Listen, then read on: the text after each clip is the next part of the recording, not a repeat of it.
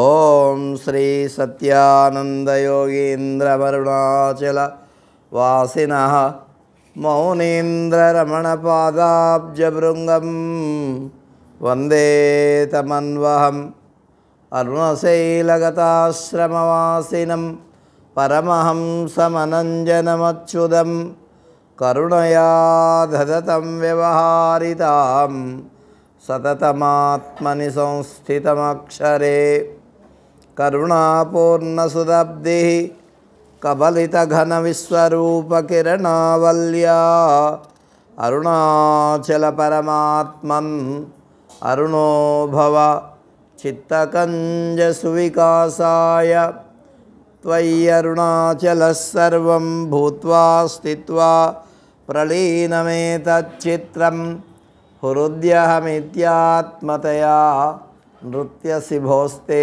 వదంతి హృదయన్నామ త్వత్పాదాంబుజమర్చయామి పరమం త్వాం చింతయామ్యన్వహం త్వామీశం శరణం వ్రజామి వచసా త్వామేవ యాచే విభో వీక్షామ్మే దిశ చాక్షుషీం సకరుణాం దివ్యైశ్చిరం ప్రార్థితాం శంభో లోకగురో మదీయమనసః సౌఖ్యోపదేశం కురు కృష్ణాయ వాసుదేవాయ హరయే పరమాత్మనే ప్రణతః క్లేశనాశాయ గోవిందాయ నమో నమః నారాయణం నమస్కృత్య నరం చైవ నరోత్తమం దేవీం సరస్వతీం వ్యాసం తతో జయముదీరయేత్ వందే వందనతుష్టమానసమతి ప్రేమ ప్రియం ప్రేమదం పూర్ణం పూర్ణకరం ప్రపూర్ణనిఖిలైశ్వర్యవాసం శివం సత్యం సత్యమయం త్రిసత్యవిభవం సత్యప్రియం సదృశం విష్ణుం బ్రహ్మణుతం స్వకీయకృపయోత్తాపాకృతిం శంకరం. సద్గురుదేవుల చరణారవిందాలకు ప్రణామాలు అర్పిస్తూ, జగదంబా తారకేశ్వరులకు ప్రణామాలు అర్పిస్తూ, మనము గురుదేవుల అనుగ్రహంతో ముంబై భగవాన్ శ్రీ సత్యానంద మహర్షి భక్త మండలిలో శ్రావణమాస కార్యక్రమంలో ఉన్నాము. ఇవాళ 21వ రోజు సాయంకాలం పూట మనం శ్రీ శివమహాపురాణాన్ని గురించి తెలుసుకుంటున్నాము. ఇంకా మీరు కొద్దిగా దగ్గరికి జరిగి కూర్చుంటే వచ్చేవాళ్ళు. కాబట్టి భగవద్ అనుగ్రహంతో సక్రమంగా ఈ ప్రవచనాలు జరుగుతున్నాయి, కార్యక్రమాలు జరుగుతున్నాయి. మనం పార్వతీ పరమేశ్వర్ల కళ్యాణ ఘట్టాన్ని నిన్న తెలుసుకున్నాం. మనం ఆ తర్వాత పార్వతీ పరమేశ్వర్లు కైలాసగిరిని చేరారు.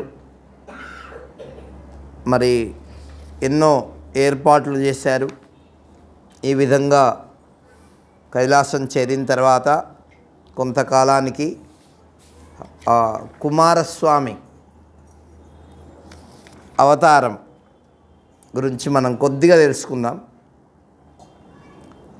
కుమార స్వామివారు రెల్లులో పుడతారు. ఆయన మార్గశీర్ష మాసంలో శుక్లపక్షం షష్ఠి నాడు పుడతారు ఆయన. అందుకే కుమార షష్ఠి అని ఆ రోజు ఆయన జన్మదినం చేస్తుంటారు. కుమారస్వామి యొక్క విషయం చెబుతూ ఆయన అస్త్రవిద్యా పారంగతుడైనటువంటి విశ్వామిత్ర మహర్షి ఆయనకు గురువు. ఎవరు? కుమారస్వామికి. పార్వతీ పరమేశ్వరుల యొక్క అనుగ్రహం చేత మరి ఆ బాలుడు మంచి తేజస్శాలి అవుతాడు, అలౌకికమైనటువంటి బలసంపన్నుడు అవుతాడు. ఆయనకి అస్త్రవిద్యా కౌశల్యము విశ్వామిత్ర మహర్షి నేర్పిస్తాడు. ఆ తర్వాత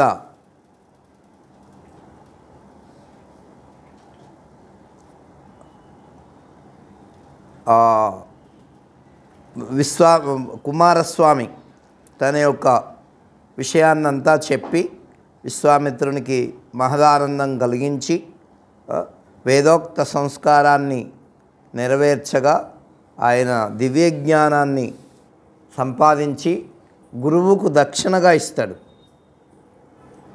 తర్వాత హవ్యవాహనుడైనటువంటి అగ్నిదేవుడు అచ్చటికి వచ్చి ఆ కుమారస్వామిని ఆలింగనం చేసుకుంటాడు.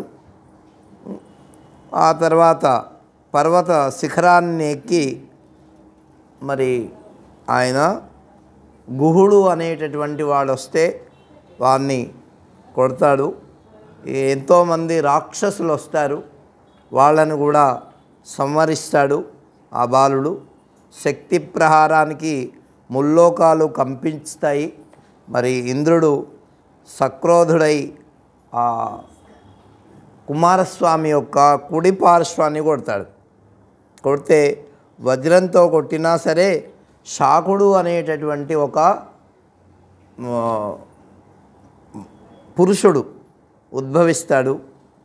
ఎడమ పార్శ్వం కూడా కొడతాడు. కొట్టినప్పుడు విశాఖుడు అనేటటువంటి బలశాలి ఉద్భవిస్తాడు. ఆ బాలుని హృదయం మీద కొట్టేసరికి ఆయన నైగముడు అనేటటువంటి మరొక వీరుడు ఉద్భవిస్తారు. వీళ్ళు ముగ్గురు కలిపి తర్వాత స్కందుడు ఇతను కలిసి ఆ ఇంద్రుని మీద యుద్ధానికి వెళ్తారు. యుద్ధానికి వెళ్తే ఇంద్రుడు శరణుజొచ్చి భయంతో మరి వాళ్ళ అందరికీ ఆయన కుమారస్వామిని శరణుజొచ్చి ఆయనకు నమస్కరిస్తాడు. అంత మాత్రం చేతనే మరి ఆయనకు 6 తల్లులు ఉంటారు. ఎంతమంది? 6. కృత్తికలు అనేటటువంటి వాళ్ళు 6 తల్లులు. వాళ్ళు స్నానానికి వచ్చినప్పుడు ఈ చిన్న పిల్లవాడు కనిపిస్తాడు.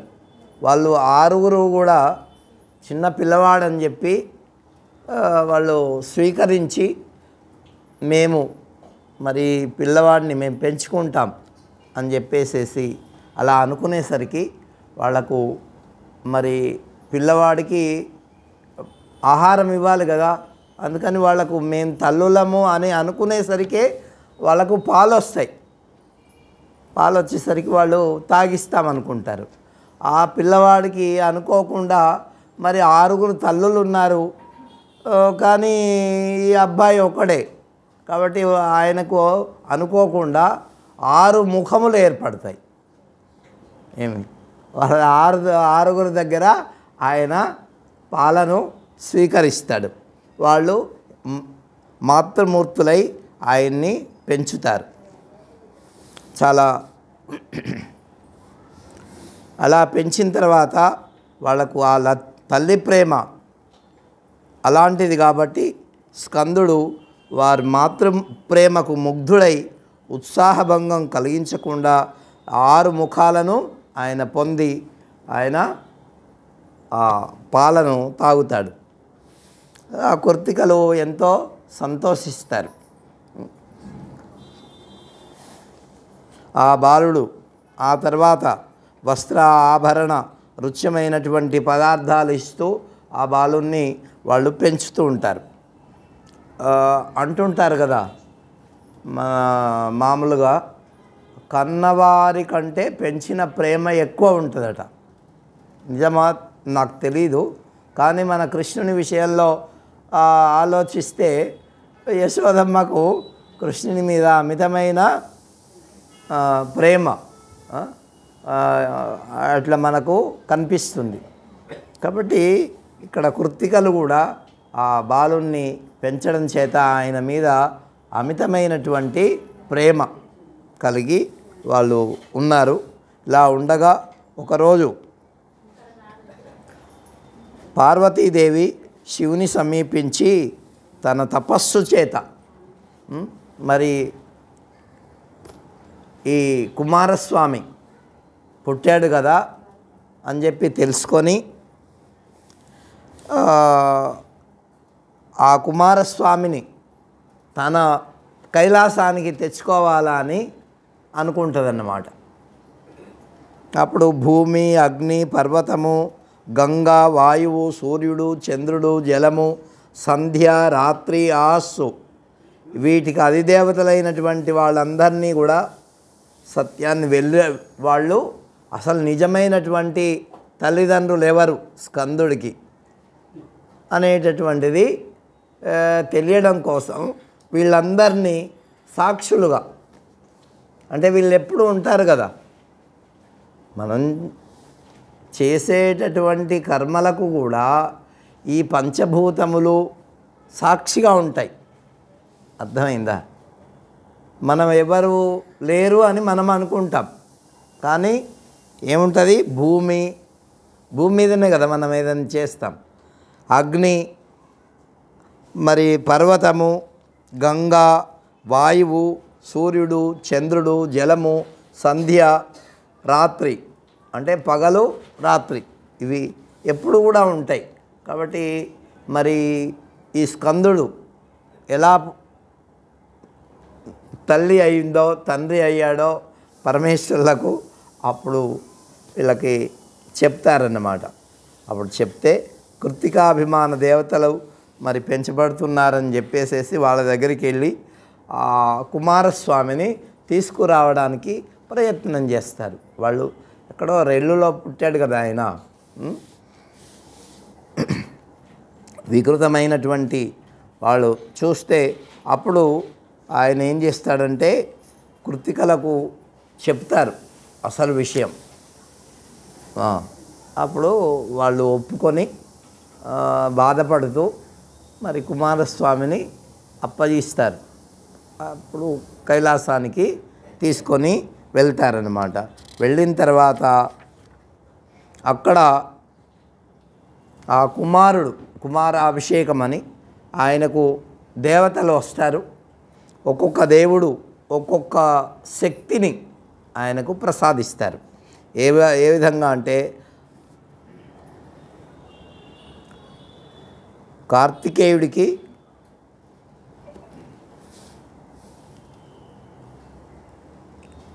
రత్నసింహాసనాన్ని తయారు చేయించి ఆయనను కూర్చోబెట్టి మరి ఒక్కొక్క రత్న ముకుటాన్ని తయారు చేయించి వైజయంతి మాలను తయారు చేయించి ఆయనను ఒక రథం మీద కూర్చోబెట్టి ఒక ఆసనం వేసి దాని మీద ఆయనకు సర్వసైన్యాధిపతిగా, అంటే దేవతలకు సైన్యాధిపతి ఎవరు? కుమారస్వామి. కాబట్టి ఆయనను సర్వసైన్యాధిపతిగా నియమిస్తారు. అప్పుడు పరమేశ్వరుడు శూలాన్ని, ధనుస్సును, పరశువును, శక్తిని, పాశుపతాన్ని, ఆయనకు పరమ విద్యమైనటువంటి విద్యను ప్రసాదిస్తాడు. ఎవరికి? కార్తికేయుడికి. ఆ తర్వాత యజ్ఞసూత్రాలను, వేదాలను, గాయత్రిని, కమండలాన్ని, బ్రహ్మాస్త్రాన్ని మరి బ్రహ్మదేవుడు సమర్పిస్తాడు కార్తికేయుడికి. ఇక ఇంద్రుడు ఐరావతాన్ని, వజ్రాయుధాన్ని, వరుణుడు శ్వేతఛత్రాన్ని, రత్నమాలను, సూర్యుడు మనోవేగతుల్యమైనటువంటి రథాన్ని కవచకుండలాలను ఆయన ఇస్తాడు. యముడు యమదండాన్ని, చంద్రుడు అమృత కలశాన్ని, నిరుతి శస్త్రాన్ని, అగ్ని శక్తిని, వాయవ్యాస్త్రాన్ని, కుబేరుడు గదను, కామదేవుడు కామాస్త్రాన్ని, గదను, తన విద్యలను, ఇలా దిక్పాలకులు దేవతలు వారి వారి అస్త్రాలను కుమారస్వామికి సమర్పిస్తారు. ఎట్లాగైతే వామనుడు పుట్టినప్పుడు దేవతలంతా వచ్చి ఆయనకు ఏ విధంగా ఒక ఆయన జంధ్యము, ఒక ఆయన కమండలు, ఒక ఆయన ఇవన్నీ సమర్పిస్తాడో అట్లాగే ఈయనకు కూడా అందరూ దేవతలు సమర్పిస్తారు. ఓషధులను, గరుడు, చిత్రబరహనుడు మొదలైనటువంటి వాళ్ళు కూడా వచ్చి ఆయనకు ఆయుధాలను సమర్పిస్తారు. పార్వతీదేవి పరమైశ్వర్యాన్ని, చిరంజీవిత్వాన్ని అనుగ్రహిస్తుంది, ఆశీర్వదిస్తుంది. లక్ష్మి దివ్యమైన సంపదను, రమణీయమైన రత్నహారాన్ని ఇస్తుంది. సరస్వతీదేవి వీణను, జ్ఞానాన్ని ఇస్తుంది. కాబట్టి అక్కడికి వచ్చినటువంటి ఆ దేవతలందరూ బృందం అంతా కూడా తమ శక్తి సామర్థ్యాలను ఆ కుమారునికి ధారపోసి మరి ఇస్తుంటారు. ఎందుకయ్యా ఇస్తున్నారు ఇవన్నీ అంటే, వాళ్ళను కష్టపెట్టినటువంటి తారకాసురుడు అనేటటువంటి రాక్షసుని చంపడం కోసం. ఎందుకంటే దేవతలు ముల్లోకాలకు ఆయన అధీనంలో పెట్టుకొని అందరినీ, అసురుడు కాబట్టి అందరిని ఇబ్బంది పెడుతున్నాడు. కాబట్టి వాళ్ళు అవన్నీ ఆయనకు సమర్పించారు. కుమారస్వామిని ముందు పెట్టుకొని కైలాసం నుంచి మరి యుద్ధం చేయడానికి బయలుదేరారు ఆ తారకాసురుణ్ణి చంపడం కోసం. శివాజ్ఞ చేత విశ్వకర్మ పర్వత సమీపంలో ఒక సుందర నగరాన్ని తయారు చేశారు. రత్నఖచ్చితమైనటువంటి సింహాసనాన్ని నిర్మించారు. అంత దేవతల చేత సర్వతీర్థ జలాలను తీసుకొని వచ్చి కుమారస్వామికి మంగళ స్నానం చేయించి రత్న సింహాసనం మీద ఆయన్ని కూర్చోబెట్టారు, తిలకం దిద్దారు, బ్రహ్మాండ ఆధిపత్యాన్ని ఆయనకు ఇచ్చారు. ఈ విధంగా ఇచ్చి మరి ఆ తారకాసురుని యొక్క నగరానికి బయలుదేరారు. ఆ ఉభయ సైన్యాలు మరి భూమి సముద్రాల సంగమ స్థానం దగ్గరికి వచ్చి ఎంతో ధనుష్టాంకారం చేయగా మరి ఆ తారకాసురుడు విని నా మీదకి ఎవరో యుద్ధానికి వస్తున్నట్టున్నారు అని అనుకొని ఆయన బయలుదేరి మరి వస్తాడు. దేవాసుర సంగ్రామం అప్పుడు మొదలవుతుంది. ఎంతో సంగ్రామం చేస్తారు. ఆ సమయంలో వీరభద్రుడు కూడా ఎంతో యుద్ధం చేస్తాడు. కుమారస్వామి ప్రసన్నుడై మరి విరించి పలుకులకు అట్లే అవుగాక అని చెప్పి శక్తి ఆయుధాన్ని ఆ తారకునికి అభిముఖంగా వేస్తాడు.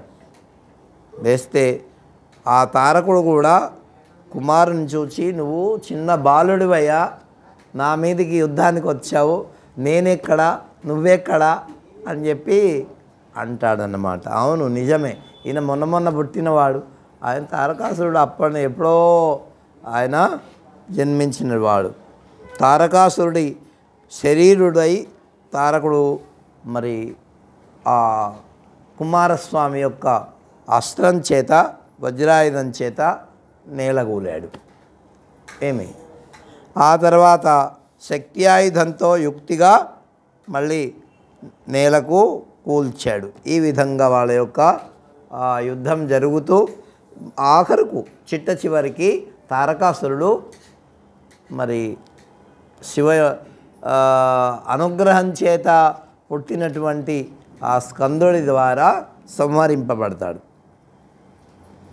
అతిక్రాంత, విచిత్ర, లలిత, సంచర, దండపాద, లలిత, క్రాంత, అడ్డిక, భ్రమర అస్కందిత శకటాస్య ఇత్యాది మొదలైనటువంటి ఆకాశ మండలాలన్నింటినీ ఛేదించుకుంటూ మరి వాళ్ళు ఇద్దరు ఎంతో నైపుణ్యంతో యుద్ధం చేస్తారు.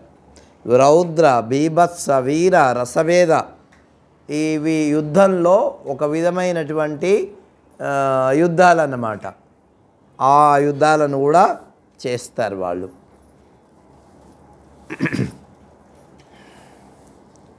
అప్పుడు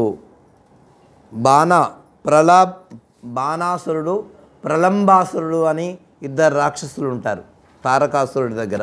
అరే మా యజమాని చంపేశారని వాళ్ళు కూడా వస్తారు. వస్తే వాళ్ళను కూడా ఆయన సంవరిస్తాడు. ప్రతిజ్ఞేశ్వర, కపాలేశ్వర, కుమారేశ్వర నామాలతో అక్కడ ఒక చోట 3 లింగాలను స్థాపిస్తాడు కుమారస్వామి. అప్పుడు తనకు విజయం వచ్చింది కదా అని ఆ శివుడికి అభిషేకం చేసి పూజలు చేసి మరి ఎంతో వైభవంగా చేస్తారు. ఆ పూజ చేస్తాడనమాట. పూజ చేసిన తర్వాత ఇట్లా భగవంతుణ్ణి పరమశివుణ్ణి స్తుతిస్తాడు. ఎవరు? కుమారస్వామి. ఎలాగా?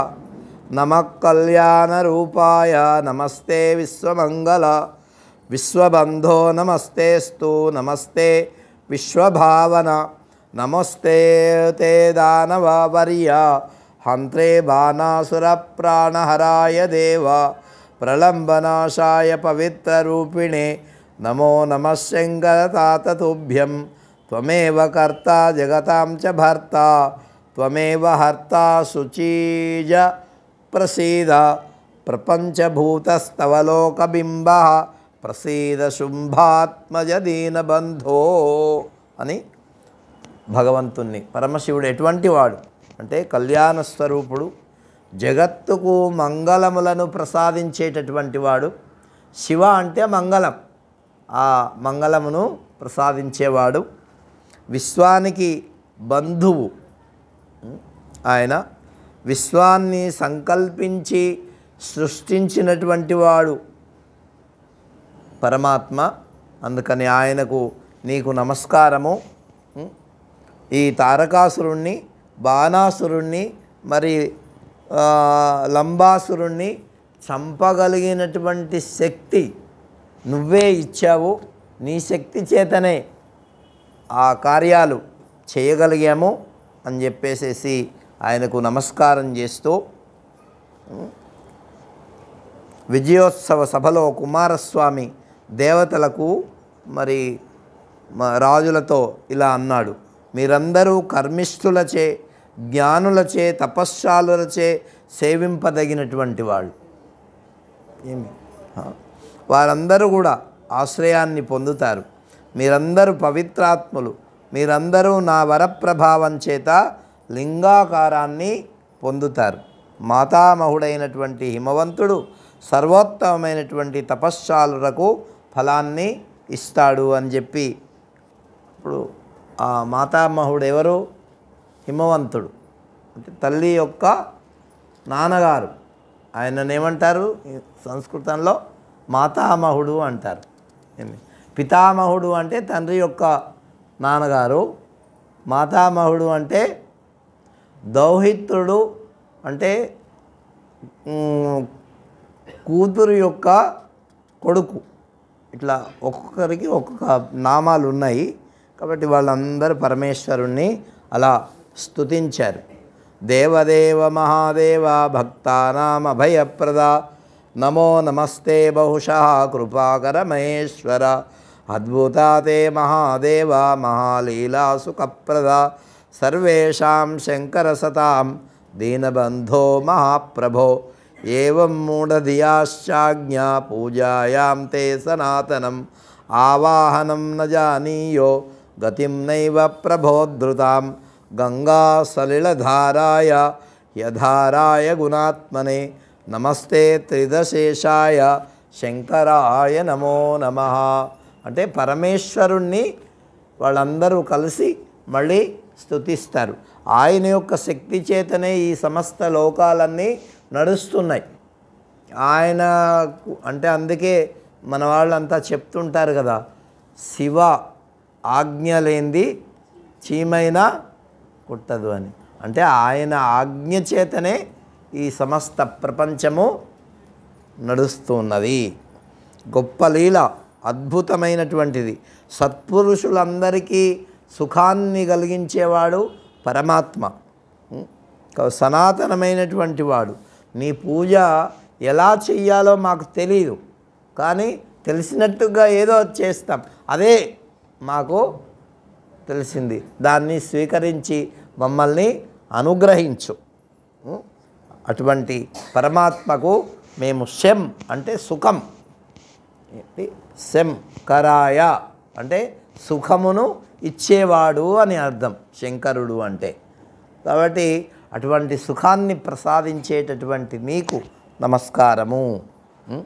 వృషాంకాయ మహేశాయ గణానాం పతయే నమః సర్వేశ్వరాయ దేవాయ త్రిలోకపతయే నమః. ఆయన వృషాంకాయ అంటే వృషభధ్వజుడు.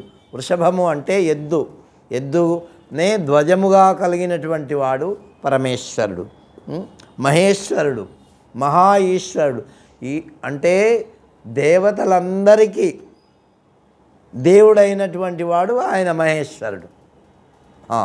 కాబట్టి గుణములకు ప్రభువు, సర్వేశ్వరుడు, అందరికీ నియామకుడు, ముల్లోకములకు ప్రభువు ఆయనే. అటువంటి ఆయనకు నమస్కారము.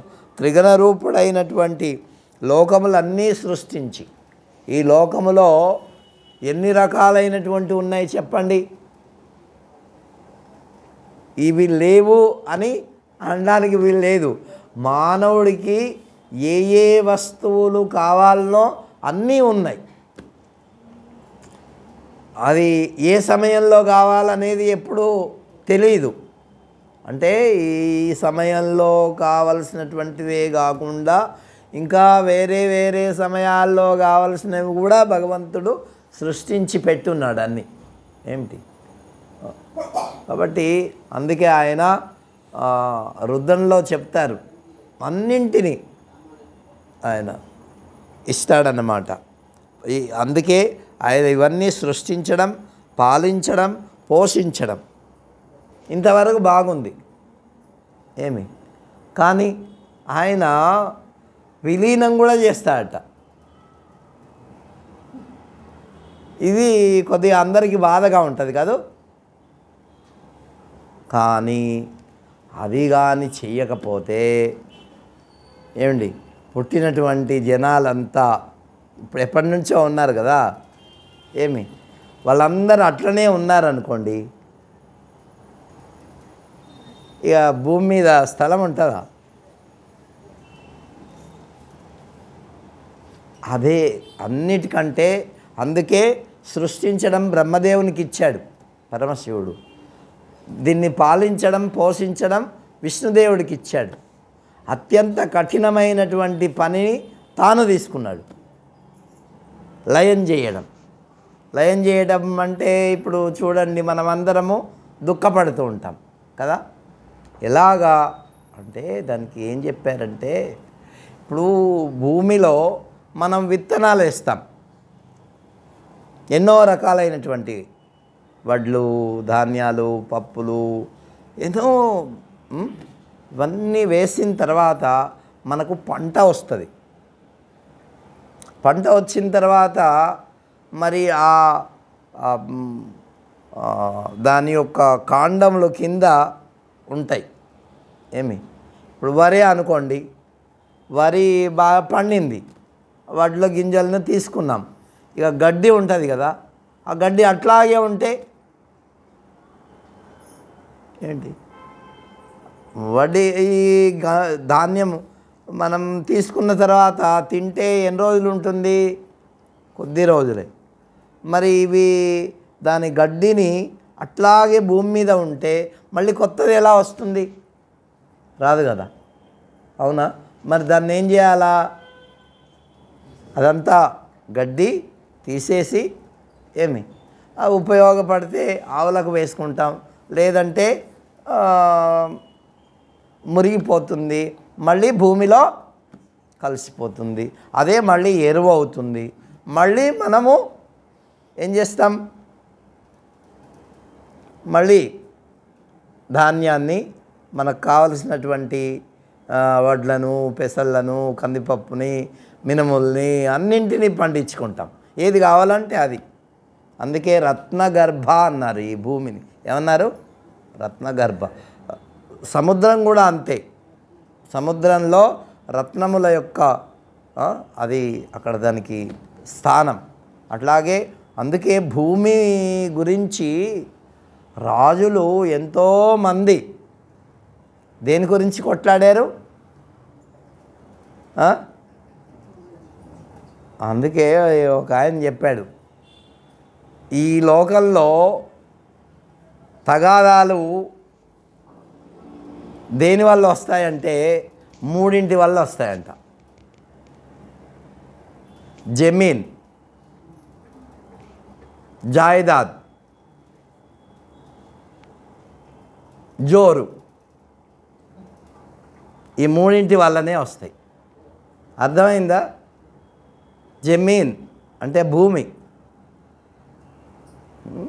1 ఇంచు కూడా మేము వదిలిపెట్టాం అంత తగు పెట్టుకుంటారు అంటే దీనికి అంత విలువ ఉంది. కేవలం మన ఇళ్ళల్లోనే కాదు, పూర్వము రాజులు కూడా ఈ భూమి కోసం తన ప్రాణాలను అర్పించినారు. ఎంతోమంది ప్రాణాలకు తెగించి యుద్ధం చేసి తనది అని చెప్పుకొని ఎంతో కాలం పరిపాలించినారు. కొంతమంది ప్రాణాలు వదిలిపెట్టారు భూమి కోసం.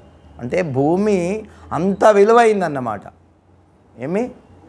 అందుకే ఈ భూమి నా సొంతం కావాలి అని చెప్పేసేసి అంటే అది పండిస్తూ ఉంటే అది వస్తూనే ఉంటుంది, దానికి ఎక్కడా కూడా మళ్ళీ స్టాప్ అనేటటువంటిది లేదు.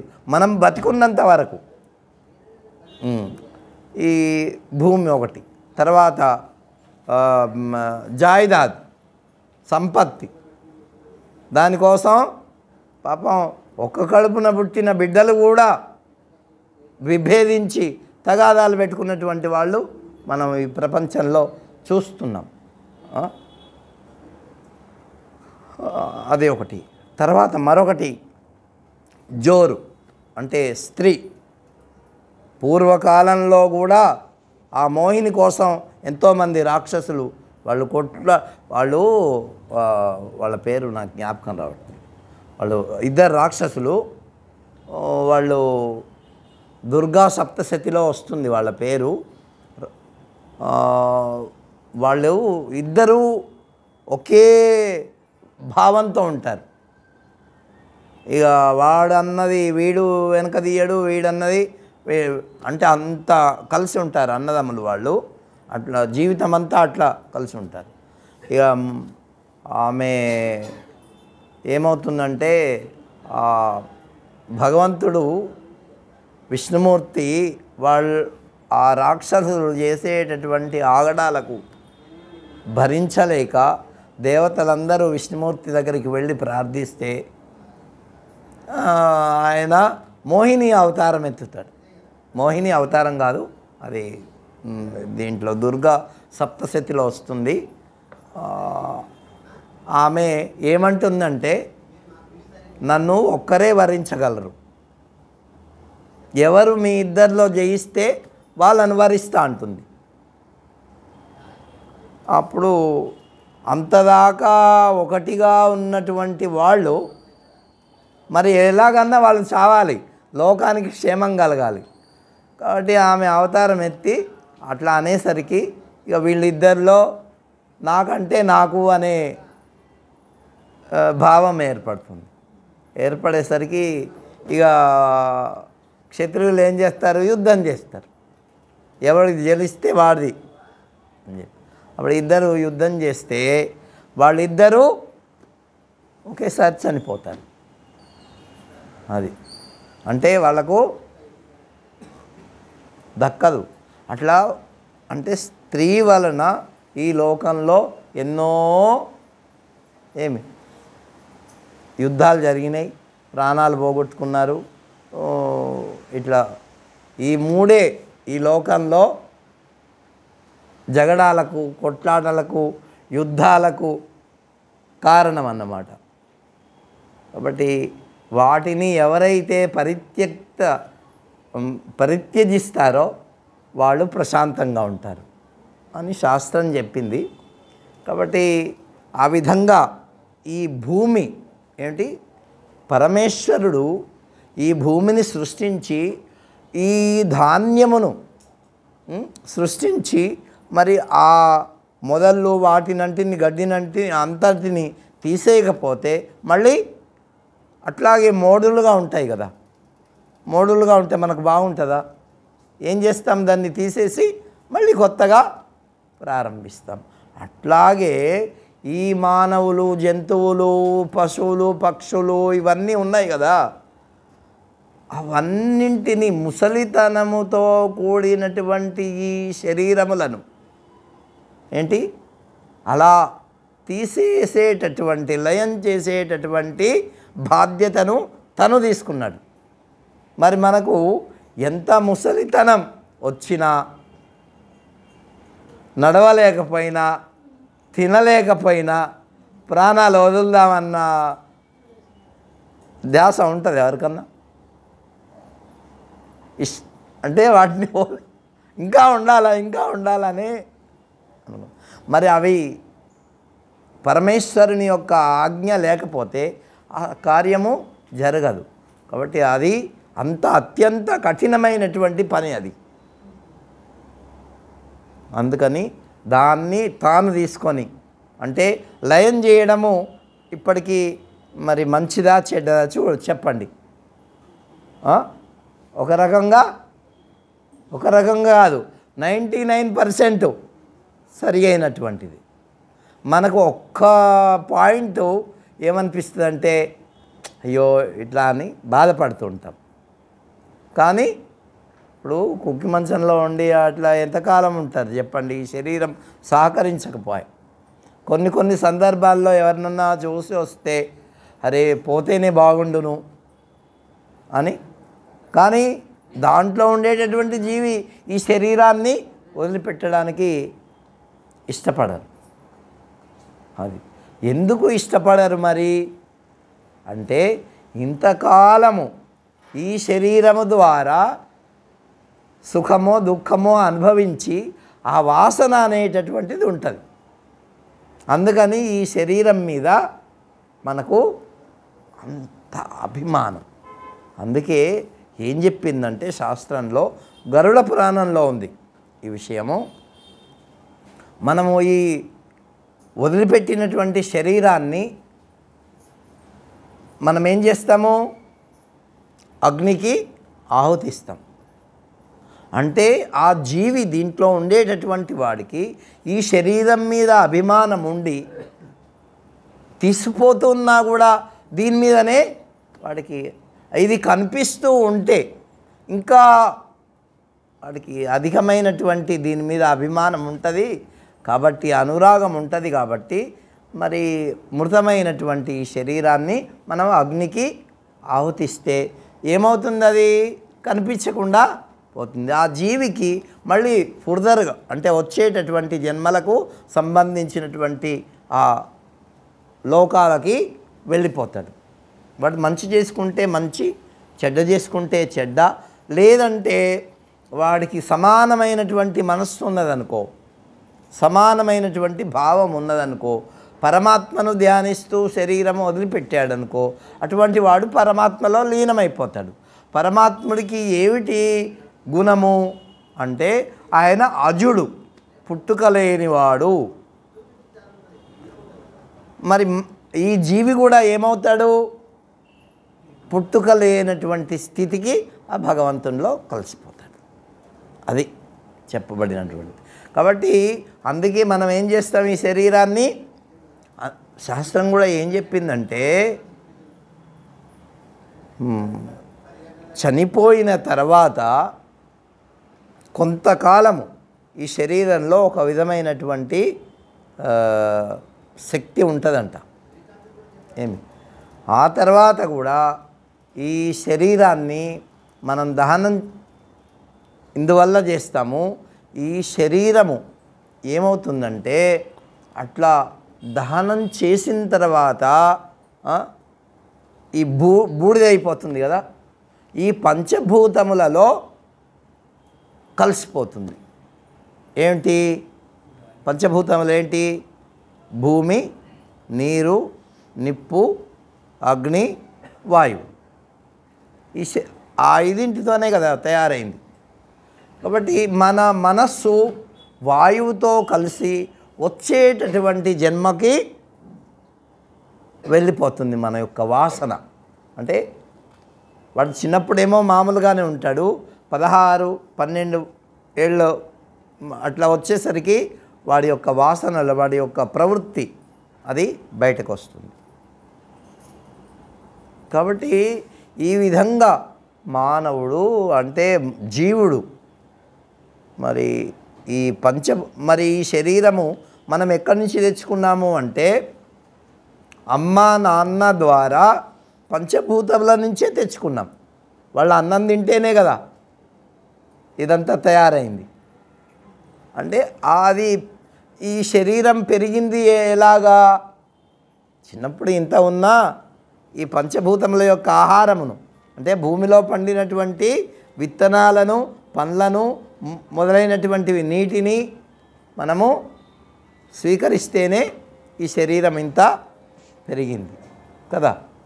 దానికంటే భిన్నమైందా అంటే మహతా పుణ్యపన్యేన క్రీతేయం కాయనౌస్త్వయా పారం దుఃఖేర్తదేర్గంతుం తరయావన్న బిధ్యతే.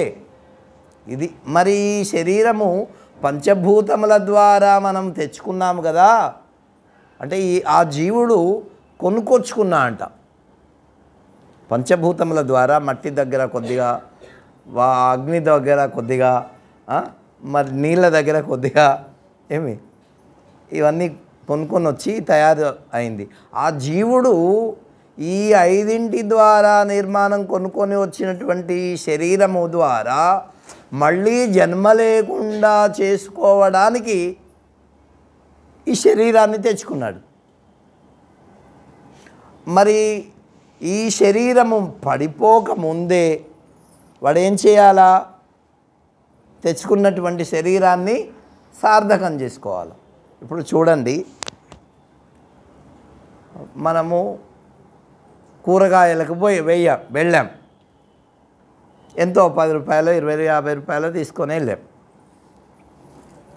కూరగాయలు ఆ మధ్యలో కూరగాయలు కాకుండా ఇంకేవేవో ఉన్నాయి వస్తువులు. ఆకర్షణీయంగా ఏ వస్తువు ఏ పనికైతే వచ్చాడో ఆ పని కాకుండా వేరే వస్తువును కొన్నాం. ఏమైంది నీ లక్ష్యము అంటే వేరే వస్తువులకు వెళ్ళిపోయి తన దగ్గర ఇంకా డబ్బు లేదు. అంటే ఏది చేయవలసిన దానికి శరీరము వచ్చిందో, ఏ పని చేయడానికి తెచ్చుకున్నామో ఆ పని చేయకుండా మన డబ్బు ఖర్చు పెడితే వాడిని ఏమంటారు? ఏమంటారు వాడిని?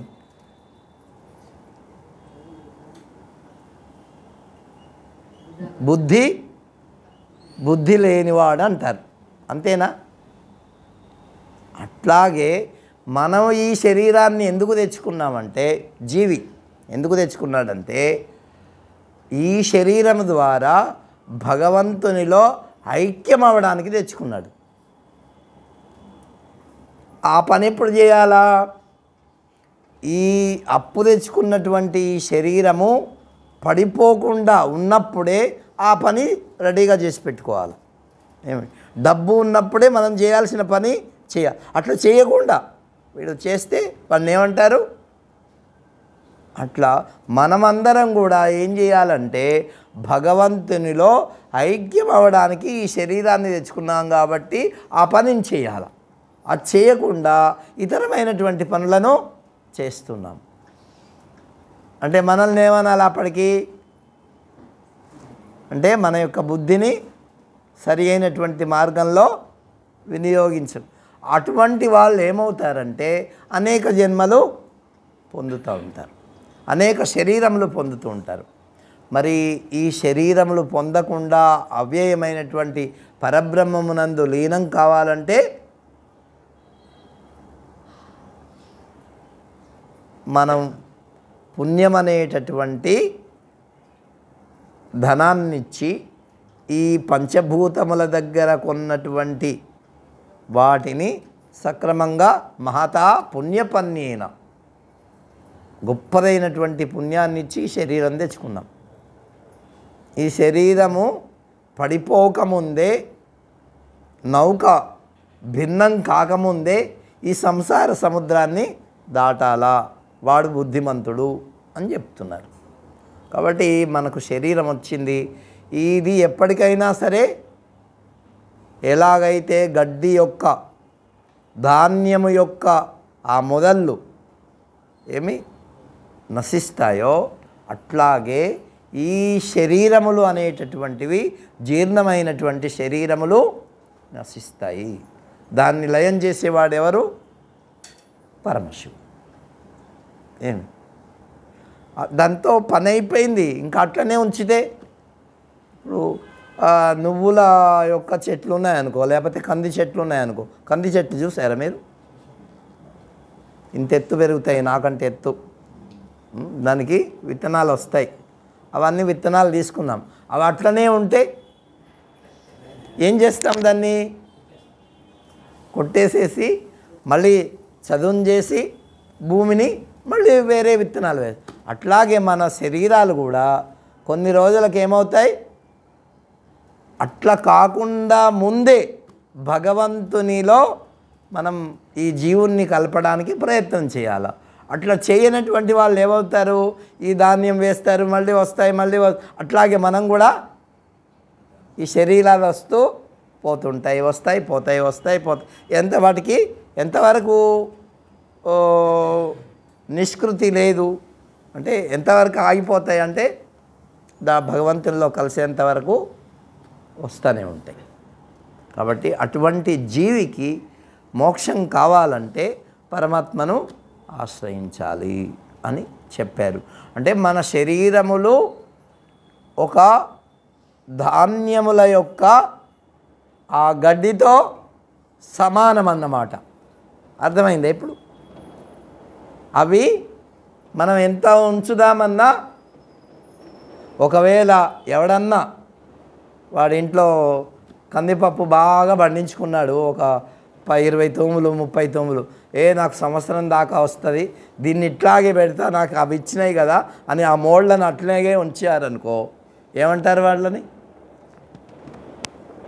వీడికి బుద్ధి లేదు, ఆ భూమిలో పంటను పండించుకోవడం తెలియలేదని వాడిని అంటారు. అట్లాగే ఈ శరీరం అట్లాగే ఉన్నదనుకోండి, అంటే దీంతో పని అయిపోయింది. నువ్వు ఈ లోపల చేయాల్సినటువంటి పని చెయ్యలే, మరి ఆ జీవుడు మళ్ళీ ఇటువంటి. అందుకే ఏం చెప్తారంటే ఒక పురాణంలో ఉన్నది, మరి ఈ జీవులన్నీ రోజు ఎన్నో పోతున్నాయి కదా, ఒకటి కాదు, చీమలు, దోమలు, ఎలుకలు, పందులు, ఎన్ని 84 లక్షల జీవరాశుల్లో ఎన్నో పోతున్నాయి. అంటే మరి ఇవన్నీ ఎక్కడికి పోతున్నాయి అంటే వాళ్ళు ఎలా పుడుతున్నారు మళ్ళీ అంటే చెప్పారు శాస్త్రం. ఇవన్నీ కూడా జీవులు వాయు మార్గంలో ఆకాశానికి వెళ్తున్నాయంట. మన కళ్ళకు కనిపించవు, వెళ్తున్నాయి. వెళ్ళిన తర్వాత అక్కడ ఏమవుతున్నాయి అంటే ఆ వాయువు యొక్క, అగ్ని యొక్క వేడి చేత అవి నీళ్లుగా మారుతున్నాయట.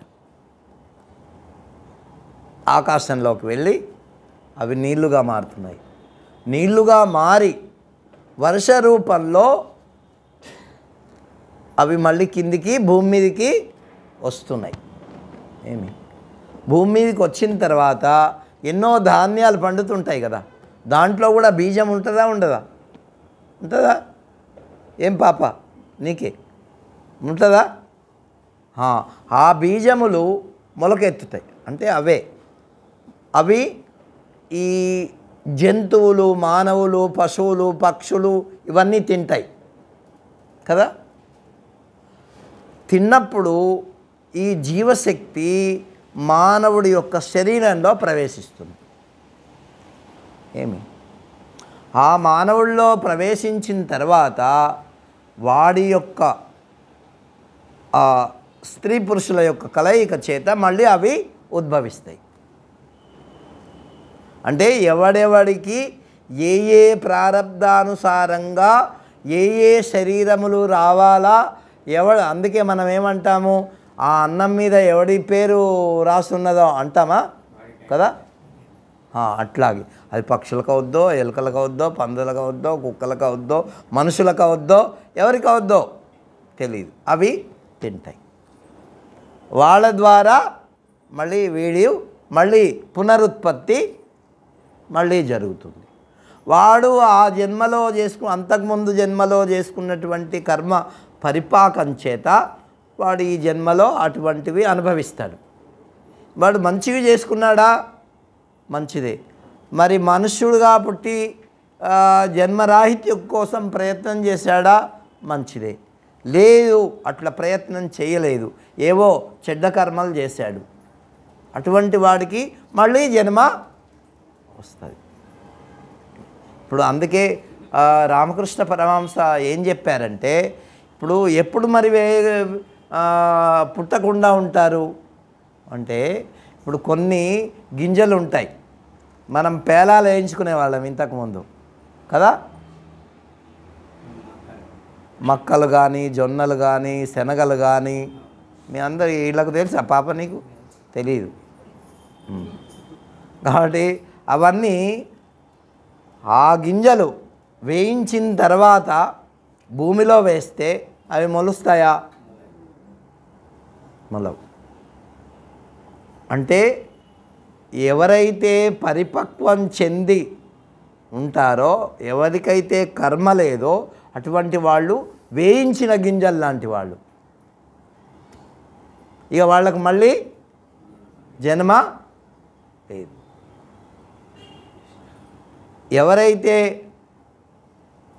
పచ్చిగా ఉంటారో వాళ్ళు మళ్ళీ భూలోకంలో మళ్ళీ జన్మిస్తారు. వాళ్ళకు జన్మ పరంపర తప్పదు అని మన శాస్త్రాలు చెప్పినాయి. అంటే వర్ష రూపంలో భూమిలోకి వచ్చి ఆ జీవులు ధాన్య రూపంలో అవి వృద్ధి చెంది మనుష్యులు తినడం అన్నాత్ పురుష అంటే ఈ ఔషధులన్నీ తయారై మనుష్యుడు తిన్నందువలన, అంటే మనుష్యులే కాదు ఎన్ని జీవజంతువులు ఉన్నాయో అవే కదా ఆహారం తింటున్నాయి. ఆఖరకు చీమ దగ్గర నుంచి ఏనుగు వరకు ఇవన్నీ ఆహారాన్ని మళ్ళీ వాటి ద్వారా వీళ్ళ లోపలికి వెళ్ళి వీళ్ళ యొక్క సంయోగం చేత మళ్ళీ వాళ్ళకు జన్మన వస్తుంది. ఇది ఏమిటంటే ప్రవాహ రూపవత్ అని చెప్పింది శాస్త్రం. ఇప్పుడు ఎక్కడో హిమాలయాల్లో బయలుదేరినటువంటి గంగా నది పారుతూనే ఉంటుంది. ఎక్కడ దాకా? సముద్రం దాకా. మధ్యలో అలాగే ఈ సృష్టి ఆది నుంచి మళ్ళీ సృష్టి అంతం వరకు ఆ జలంలాగా ఈ జీవరాశులన్నీ కూడా ఏమవుతాయి? ప్రవహిస్తూనే ఉంటాయి వాళ్ళ కర్మానుసారంగా. అటువంటి కర్మలను పొందుతారు, అటువంటి ఫలితాలను పొందుతారు, మళ్ళీ వస్తూనే ఉంటాయి. అది అంటే ప్రవాహము ఏ విధంగానైతే నిత్యము సత్యము కాదో ఈ జీవులు కూడా అంతే. ఏమండి, నిన్న గంగా నదిలో స్నానం చేసిన జలమే ఇవాళ కూడా అక్కడే స్నానం చేసినాం. ఆ జలమే ఇప్పుడున్నదా? లేదు, పోయింది కదా. అట్లాగే ఈ ప్రపంచం కూడా జనాలు, నిన్న ఉండే జనాలు ఇవాళ లేరు, ఇవాళ ఉండే జనాలు రేపు లేదు. ఇది ప్రవాహ రూపంగా సత్యం. కాబట్టి ఈ విధంగా ఈ భగవంతుని యొక్క అంటే ముఖ్యమైనటువంటి కారణం ఏ విధంగానైతే ధాన్యము పండిన తర్వాత దాని యొక్క పదార్థాన్ని మనం విసర్జిస్తామో, నీ యొక్క జన్మరాహిత్యం చేసుకున్న తర్వాత ఈ శరీరాన్ని విడిచిపెట్టాలి సంతోషంగా. ఇక కర్మ ప్రారంధం చేత అటువంటి వాళ్లకు ఈ శరీరం జీర్ణమైపోతుంది, కానీ వాళ్ళు ముక్తిని పొందడానికి అర్హులు కాదు. అటువంటి వాళ్ళు మళ్ళీ పుడతారు, మళ్ళీ వస్తారు. ఇది అందుకే ఇటువంటి పనిని ఎవరు తీసుకున్నారు? పరమశివుడు తీసుకున్నాడు. ఇది చాలా కష్టమైనటువంటి పని కదా. ఉన్నదాన్ని పెట్టి పోషించడం వేరు, సృజించడం వేరు. కానీ అందరి యొక్క బాధను కూడా కాబట్టి అన్నిటికంటే ఇదే శ్రేష్టమైనటువంటిది, గొప్పది. అందుకే పరమశివుడి యొక్క ప్రార్థన. అందుకే ఇప్పుడు జీర్ణము శీర్ణము ఇబ్బందితో కూడినటువంటి శరీరాన్ని తీసుకొని పోతే అబ్బా వాడికి ముక్తి దొరికిందిరా అంటాం కదా. ఇట్లా బాధపడే అంటారా లేదా? అంటే అప్పుడు ఏమిచ్చినట్టు ఆయన? శం కరోతీతి శంకర, వాడికి సుఖాన్ని ఇచ్చినట్టా కాదా? ఎన్నాయన ఇచ్చినట్టేనా? దుఃఖాన్ని ఇచ్చినట్ట, సుఖాన్ని ఇచ్చినట్ట? చెప్పరా ఏంటి? సుఖ. అందుకే ఆయన శంకరుడు, పరమశివుడు, కళ్యాణాన్ని ప్రసాదించేవాడు. మనకు సమయం కావచ్చింది, తక్కింది రేపు తెలుసుకుందాం. ఓం శ్రీరామ జయ రామ జయ జయ రామ.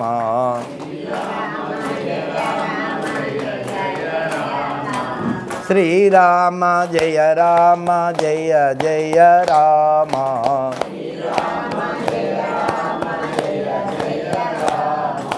శ్రీరామ జయ రామ జయ జయ రామ.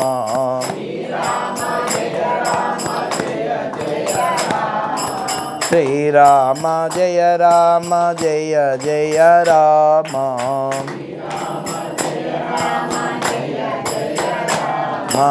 శ్రీరామ జయ రామ జయ జయ రామ.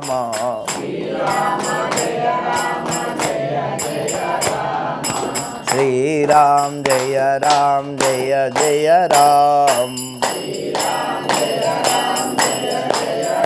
ఓం శ్రీరామ జయ రామ జయ జయ రామ.